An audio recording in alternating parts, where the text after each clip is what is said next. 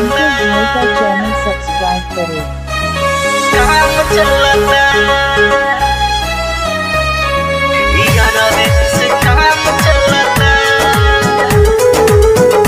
Sunrise recording studio Patna.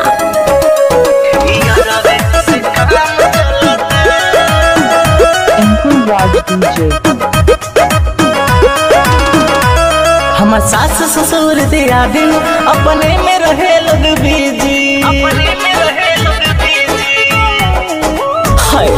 छोटे बाटे देवरा सुन पाई तो दीहेगे जी। रोज हमारा कमरिया में तेल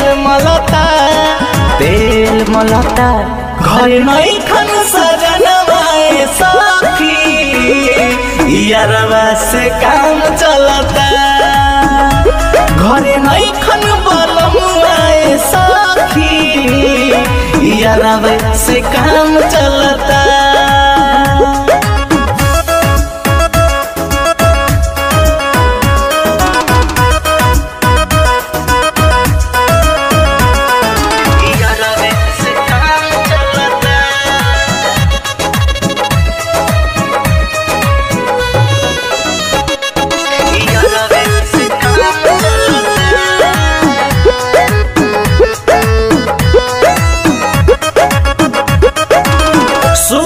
अकेला ना होला बर्दाश्त हो, कहीं चली आवे यारवा बस हो।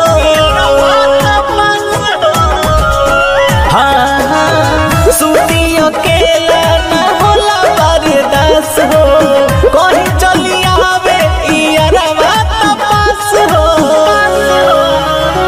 हम खोली जब केवाड़ी उतारे लागे साड़ी, हम खोली जब केवाड़ी उतारे लागे साड़ी। दोसर लेता वे मजा उनका नाम चलता घरे नहीं खन बलमुआए सखी, यारवा से काम चलता घरे नहीं खन सजनवाए सखी, यारवा से काम चलता।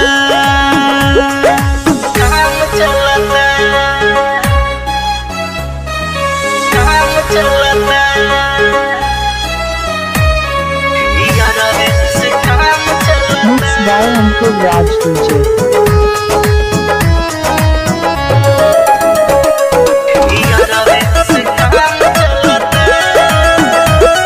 Sunrise recording studio Patna. सैया से पूरल ना सुखवा हमार हो, खुश बड़े नहीं हर के लालू यार हो। हाँ हाँ सैया से पूरल ना सुखवा हमार हो, खुश बड़े नहीं हर के लालू यार हो। करेला सबक सब पूरा कुछ छोड़े नया अधूरा, करेला सबक सब पूरा कुछ छोड़े नया अधूरा। लागे संदीप तिवारी के जाम चलता घर नहीं खन बलमुआए सखी, यारवा से काम चलता घर नहीं खन बलमुआए सखी, यारवा से काम चलता। घंटी बजा देना ताकि मैं जब भी कोई नया वीडियो अपलोड करूं स्टूडियो पटना।